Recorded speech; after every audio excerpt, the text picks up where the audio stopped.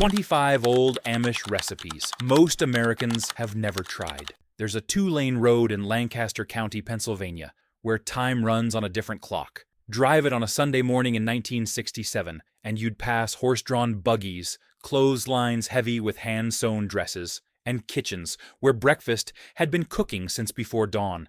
Today's generation has just forgotten our food. The smell of fresh bread drifted from farmhouse windows, while cast iron skillets sizzled with eggs laid just hours before. The Amish have been cooking this way since the 1700s, and here's what's remarkable. They never stopped. While the rest of America embraced frozen dinners and microwave ovens, these communities kept rolling dough by hand, simmering broth for hours, and gathering around tables built to seat 12. Today we're sharing 25 legendary Amish dishes that fed generations of hard-working families. Some of these you've definitely eaten, others might surprise you, and at least one has caused family arguments for over a century. If this sounds like your kind of journey, hit subscribe now. Number 25. Chicken and homemade noodles. In Amish kitchens across Ohio and Pennsylvania, Sunday dinner means one thing: chicken and noodles ladled over a mountain of mashed potatoes. The noodles aren't store-bought. They're rolled out on floured wooden boards, cut into thick, irregular strips, and dried on clean dish towels draped over kitchen chairs. Your grandmother probably made noodles this same way, hanging them anywhere she could find space. A whole chicken simmers for 3 or 4 hours until the meat falls off the bone and the broth turns golden. Those handmade noodles cook right in that broth, soaking up every bit of flavor. Today, a simple chicken dinner might cost you $15 at a restaurant, but it won't have that depth that only comes from unhurried cooking. Number 24. Chicken corn soup with rivels. This Pennsylvania Dutch classic shows up at church suppers and fire hall fundraisers throughout Lancaster County, where folks have been serving it since the 1800s. The rivels are what make it special. Tiny dumplings formed by rubbing flour and egg together between your palms until they crumble into pea-sized bits. They drop into simmering broth alongside fresh-cut corn and shredded chicken. A bowl cost maybe 35 cents at a benefit dinner in 1958. Every family guarded their rivel technique. Some made them large, some tiny, and according to local cooks, the right size depended entirely on which grandmother taught you. Number 23. Shoefly pie. Now here's where things get controversial. Ask 10 people in Lancaster County about shoefly pie, and you'll start an argument that's lasted generations. Should the bottom be wet and gooey, almost like molasses candy, or dry and cake-like throughout? Families have taken sides on this question since before your grandparents were born. The name supposedly comes from cooks shooing flies away from that sweet filling cooling on windowsills. This dessert dates back to the 1700s, when German settlers needed a pie without fresh fruit for winter months. A whole pie, cost around $1 at farm, stands in 1962. If you tried it during a summer road trip through Amish country, you remember that dark molasses flavor. And you probably have an opinion about wet versus dry. Number 22.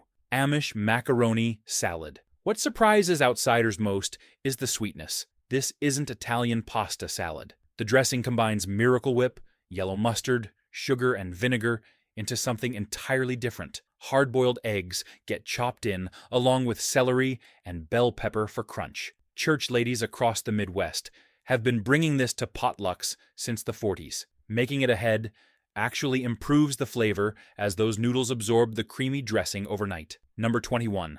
Pot roast with root vegetables. Sunday dinner in an Amish home centers on pot roast more than any other dish. A tough, economical cut of beef, chuck roast ran about 40 cents a pound in 1958, transforms into something fork tender after 4 or 5 hours in a heavy Dutch oven. Carrots, potatoes, and onions cook alongside, absorbing those rich drippings. The whole house fills with that unmistakable aroma by mid-morning. Your mom probably made pot roast too, maybe while your family got ready for Ed Sullivan that evening. The leftovers made Monday's sandwiches. Today, the same cut runs $9 a pound, and who has 5 hours anymore? Quick question before we continue.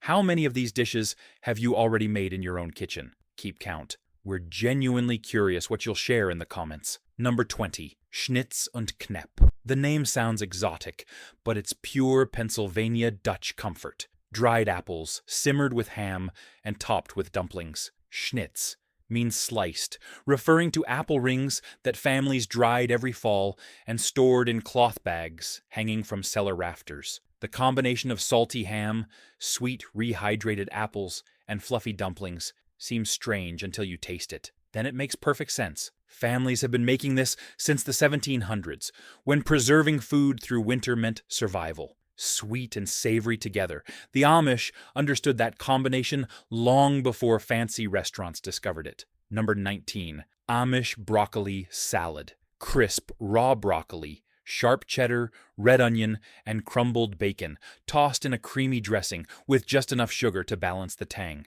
This became a potluck staple by the early 70s. The secret? Make it the night before. Those flavors need time to get acquainted while the broccoli stays crunchy. Your aunt probably brought something like this to Thanksgiving. Number 18. Umacetti casserole. The name sounds made up because it probably was. Some Amish cook decades ago created this and gave it a playful name that stuck.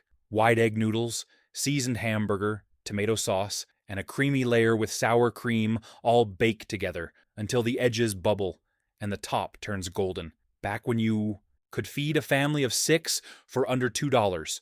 Casseroles like this were essential. Working families across Pennsylvania relied on them through the 50s and 60s. One dish, one cleanup, 10 satisfied people. Number 17. Stuffed green peppers. Bell peppers, hollowed and filled with seasoned pork sausage, rice, and tomatoes. Farm families grew those peppers in kitchen gardens and picked them green in late summer. The Amish version uses local sausage, adding richness plain ground beef can't match. Your mother might have made these on Wednesday nights using whatever meat was on sale at the A&P. That tomato sauce soaking into the rice created those perfect bites where everything came together. Number 16.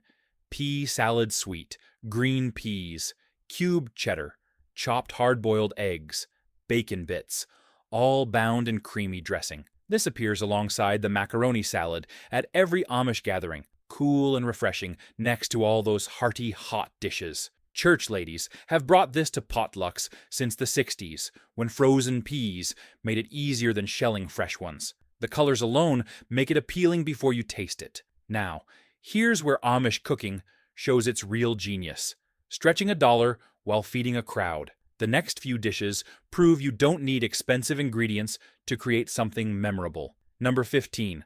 Poor man's steak ground beef shaped into ovals, browned in cast iron, and smothered in mushroom gravy. This delivered the comfort of a beef dinner without the price of actual steaks. The name tells you everything about who made it and why. During the Depression and well into the 60s, this stretched grocery budgets across working-class America. Serve it over egg noodles, and you fed 6 people for what one restaurant steak costs today. Nothing fancy, deeply satisfying. Number 14. Amish breakfast casserole. Before dawn on working farms, someone's already cooking fuel for a long day of physical labor. This layers diced potatoes, crumbled pork sausage, beaten eggs, and sharp cheddar in a deep dish. Everything bakes until the eggs set, and cheese pools golden on top. No toast, no cereal. This is serious food for serious work. Assemble it the night before, slide it in the oven while morning chores get done, and by the time everyone's back inside, breakfast is ready. Modern brunch casseroles try to imitate this, but rarely match that hearty, stick-to-your-ribs substance. Number 13. Ham loaf with brown sugar glaze. In communities where hog butchering was an annual November tradition, nothing went to waste. Ham loaf mixes ground, smoked ham with fresh pork, shaped and baked with a glaze of brown sugar, mustard, and vinegar that caramelizes into a sticky sweet crust. This tastes like Easter dinner, concentrated into every slice. Life magazine featured Pennsylvania Dutch ham loaf in a 1965 spread on regional American cooking. Your grandmother might have made this for holidays, slicing it thick next to scalloped potatoes. Number 12. Creamed. Chipped beef on toast. Veterans know this dish by a more colorful name. In Amish kitchens, it's simply creamed beef, paper-thin dried beef slices in white gravy, spooned over toast. Dried beef cost 15 cents a jar in the 50s and stretched into breakfast for a whole family. That salty, slightly chewy meat and rich gravy soaking into crisp toast. It sounds simple because it is. Diners served this through the 70s. Now, dried beef is hard to find, and when you do, the flavor seems weaker than those old glass jars delivered. Number 11. Chicken croquettes. Here's a dish that's nearly disappeared, and that's a real loss. Leftover chicken transformed into something almost elegant. Shredded meat mixed with creamy sauce, shaped into small logs, breaded and fried golden. The outside crisps, while the inside stays creamy. More white gravy goes over the top. Restaurants served chicken croquettes as lunch specials for 75 cents in 1960. The technique came from European cooking and found a permanent home in Pennsylvania Dutch kitchens. Making croquettes meant nothing went to waste. Not the Sunday chicken, not the effort of cooking it. The art has mostly vanished, which is a shame. Nothing matches that contrast between crispy shell and creamy filling. We're halfway through, and I'm curious. Are you getting hungry yet? Because the next 10 dishes include some of the best comfort food ever created in American kitchens. Number 10. Homemade white bread. The smell might be the most powerful memory trigger that exists. In Amish homes, white bread comes out fresh nearly every day. Tall, golden loaves with soft interiors and crusts that crack when you tear off a warm slice. The recipe is simple: flour, yeast, milk, butter, a little sugar. The technique requires patience. Knead until smooth. Let it rise twice.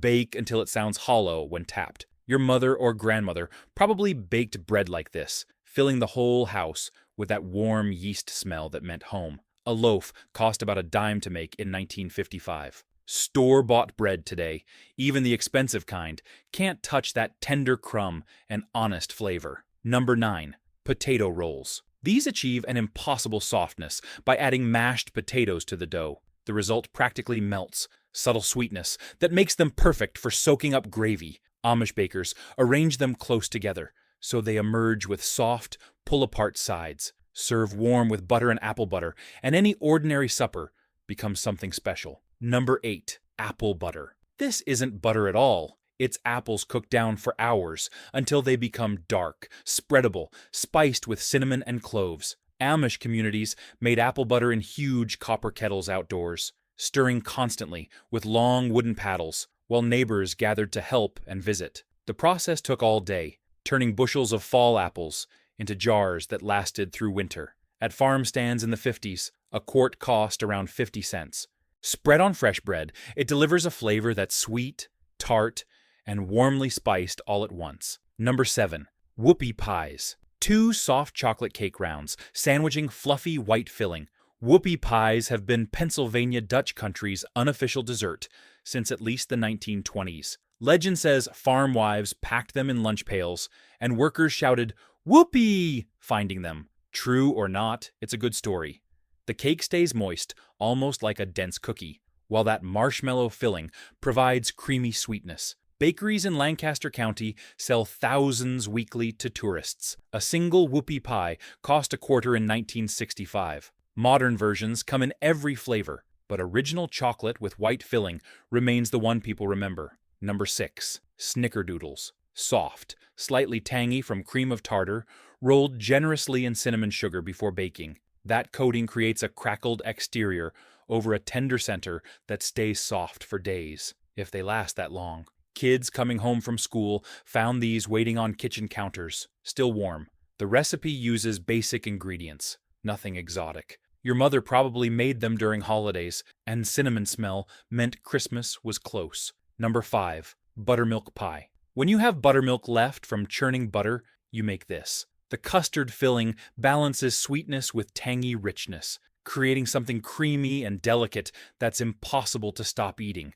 Amish farm wives made this economical pie for generations, using what they had on hand. A slice cost maybe 15 cents at farm restaurants in 1960. The pie bakes until just set with a slight jiggle. Served at room temperature, it proves good cooking doesn't need fancy ingredients. Number 4. Peanut butter pie. This might be the richest dessert in the entire Amish repertoire. Graham cracker crust holds a filling of peanut butter, cream cheese, and powdered sugar, lightened with whipped cream until fluffy, but still intensely flavored, chilled until firm, topped with more whipped cream. Every bite delivers unmistakable peanut butter taste in a form that melts on your tongue. During hot summers when nobody wanted to heat up the kitchen, no bake pies saved the day. Diners featured peanut butter pie through the 60s and 70s. Close your eyes while eating a slice, and you're back at a roadside restaurant somewhere in Ohio, the air conditioning humming, a glass of cold milk sweating on the table.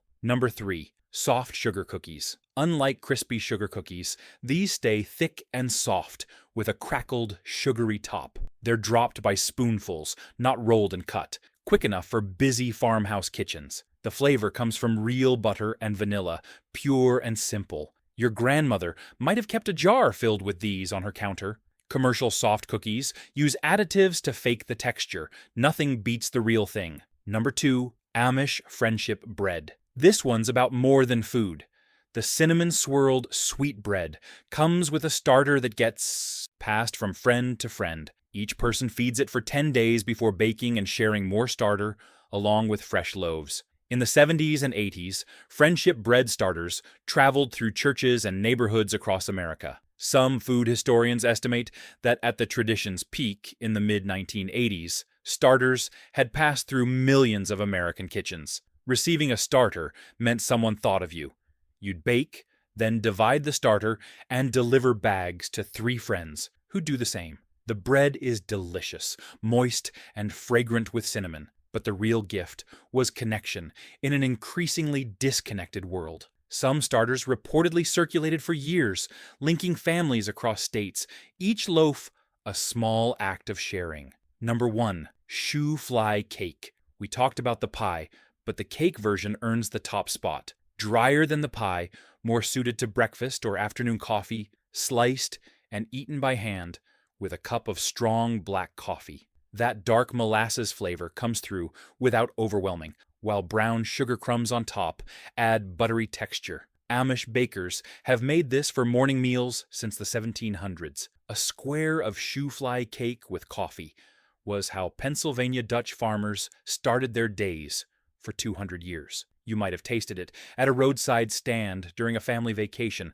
buying a whole loaf wrapped in wax paper for the drive home, the car filling with that molasses and spice smell. And maybe that's what Amish cooking is really about, food good enough to carry home with you, in a paper bag or in your memory for the rest of your life. These 25 dishes tell the story of communities that valued hard work, thrift, and gathering around tables together. Each recipe connects us to a time when food took longer, but tasted like something real. When Sunday dinner was an event. When neighbors shared starters and recipes. When the kitchen was the warmest room in any house. We counted. You probably did too. So tell us, which of these dishes takes you straight back to your mother's kitchen? And did she guard her recipe or share it with anyone who asked? Drop the dish and the memory in the comments below.